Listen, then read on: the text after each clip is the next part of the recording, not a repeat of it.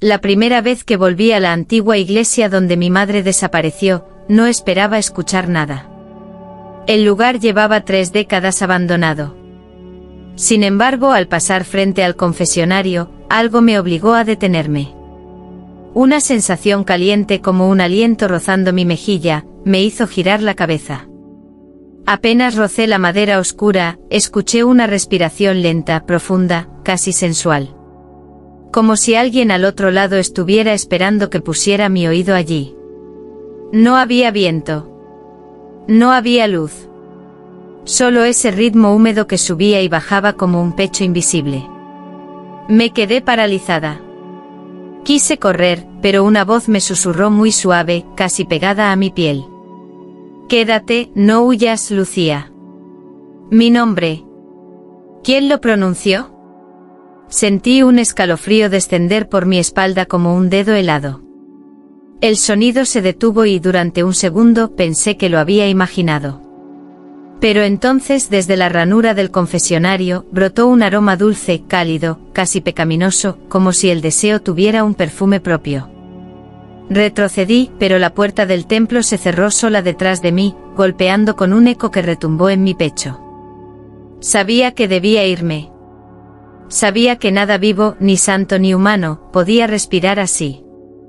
Pero también sabía que era demasiado tarde.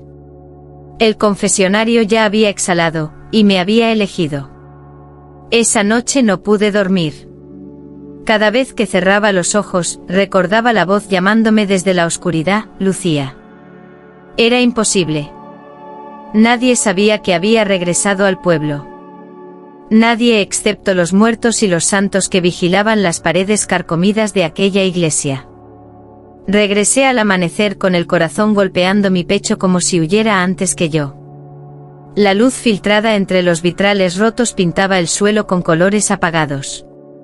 El confesionario seguía allí, intacto, esperando. Me acerqué muy despacio, sintiendo como el aire se calentaba alrededor.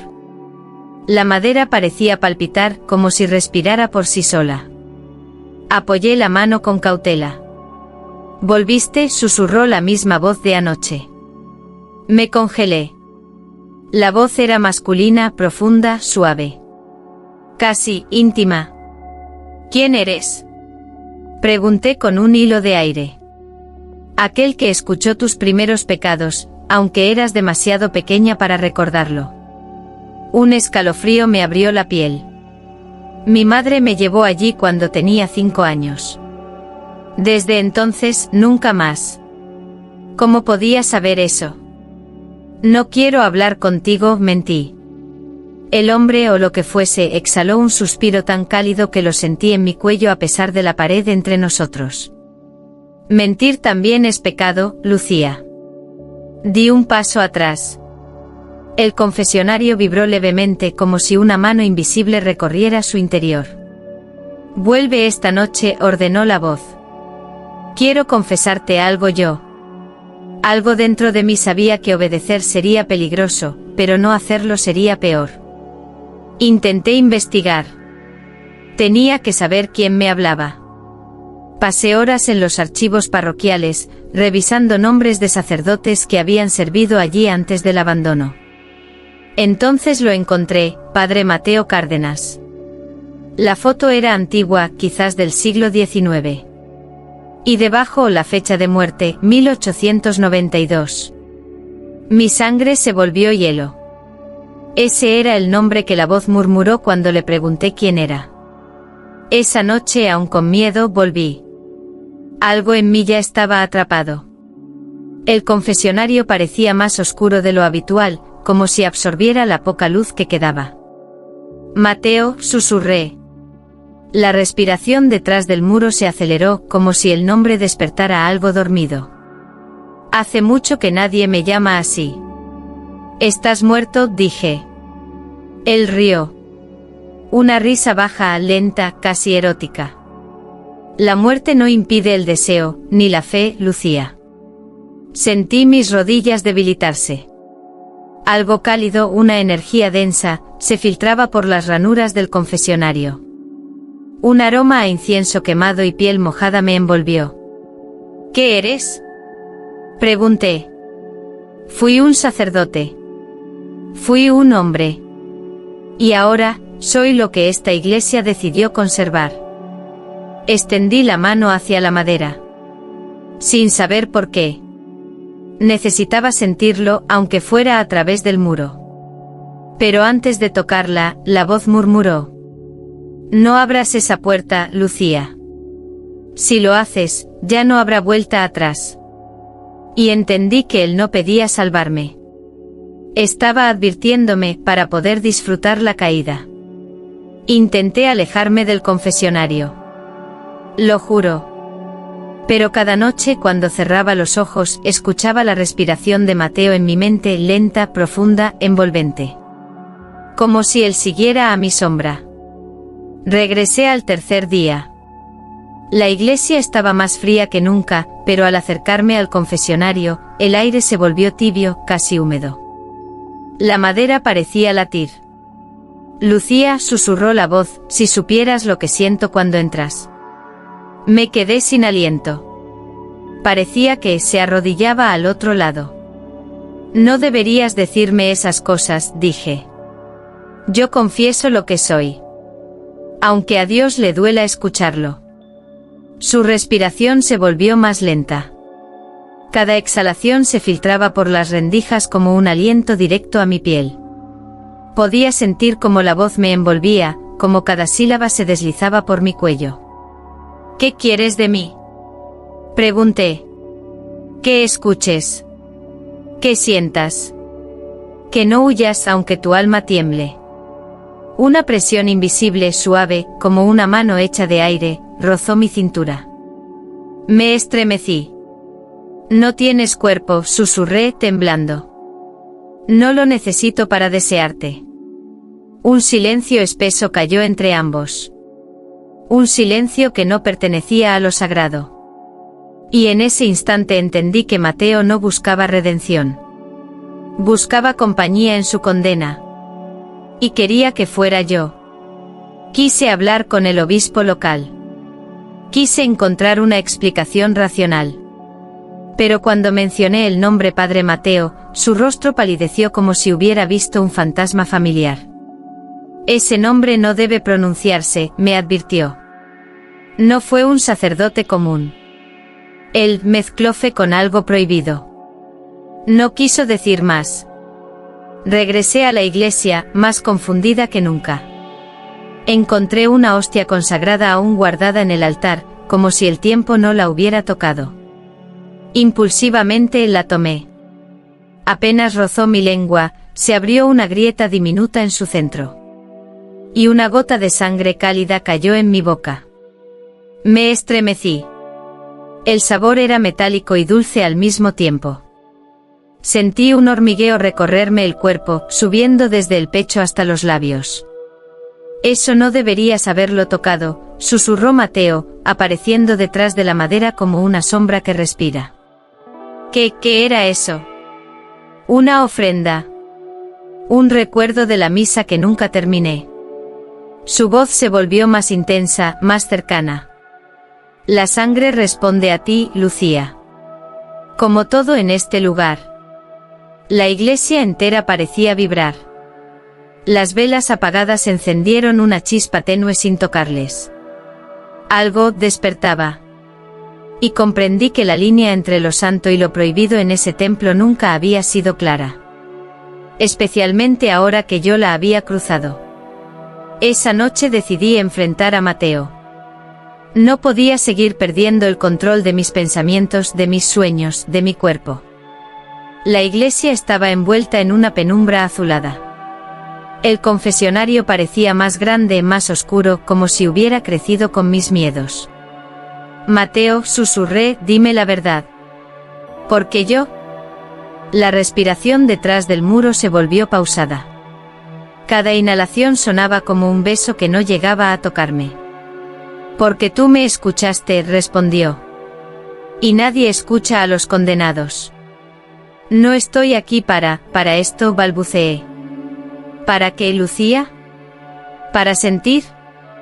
¿Para temblar? La madera vibró bajo mi mano. La energía era tan intensa que tuve que apoyarme para no caer. La voz se acercó a la rejilla del confesionario.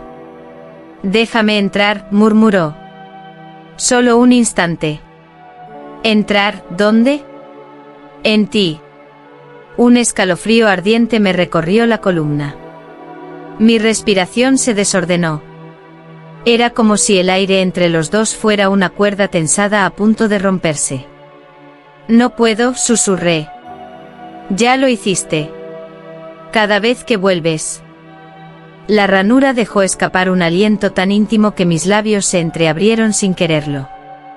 «Lucía, ábreme». Cerré los ojos, temblando entre miedo y deseo. Y escuché muy claro, algo que no era humano golpeando la madera desde adentro. Tras aquella noche, supe que debía descubrir lo que mi madre dejó atrás. Busqué entre las cajas viejas que nunca abrí después de su desaparición. Entre diarios rotos y rosarios negros encontré una carta arrugada, escrita con prisa. «Si escuchas su respiración, no respondas. No lo nombres. Él te elegirá como me eligió a mí». El papel tembló entre mis dedos. Mi madre había sido su víctima. O su compañera. O su obsesión. Corrí a la iglesia. Necesitaba respuestas. Mateo estaba allí, como si hubiera sabido que llegaría. «Ella también vino a escucharme», dijo la voz. «Y tú tienes su misma alma inquieta». «La mataste», acusé. «No. Ella pidió quedarse». El deseo también puede ser una jaula bendita. Mi pecho se cerró. ¿Mi madre había elegido esa condena? ¿Por qué nosotros?, pregunté. Silencio. Luego la voz respondió con un dolor antiguo. Tu linaje fue bendecido con algo que Dios perdió, la capacidad de sentir deseo sin destruirse. Por eso te busqué. Por eso ella se ofreció. Y por eso no puedo abandonarte. La iglesia tembló. Una vela se encendió sola, proyectando una sombra que no pertenecía a un ser humano. «Lucía», susurró Mateo con una ternura peligrosa, «tu madre me amó como solo una mortal puede amar a lo prohibido». Una lágrima me cayó sin permiso. Porque yo empezaba a entenderla. Esa noche todo cambió. La iglesia estaba iluminada por una luz que no venía de las velas. Un brillo dorado, cálido, casi divino se filtraba desde el confesionario. Me acerqué con el corazón atormentado. «Mateo, muéstrate». La respiración se detuvo. Un silencio absoluto, como si el mundo contuviera el aire. Y entonces ocurrió. Una figura emergió lentamente desde el interior del confesionario. No caminaba, flotaba envuelta en un resplandor tenue como restos de un amanecer imposible. Era hermoso.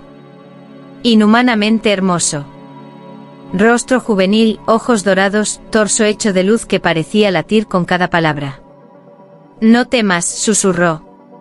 «Una vez fui un ángel». Di un paso atrás, temblando. «¿Caído?», pregunté. Mateo sonrió con tristeza. «Condenado por sentir lo que Dios prohibió. El deseo. La carne. La ternura humana». La luz que lo rodeaba se estremeció como si respirara. «Por eso te entiendo, Lucía. Porque yo también fui humano un instante, y ese instante fue suficiente para perder el cielo». Su mano luminosa se acercó a mi mejilla pero se detuvo a 1 centímetro. «No puedo tocarte», dijo. «Cada vez que lo intento, la eternidad se quiebra». Mi corazón ardía. Su cercanía era intoxicante. Era deseo disfrazado de milagro. «Entonces, ¿qué quieres de mí?», susurré. «Ser visto. Ser escuchado.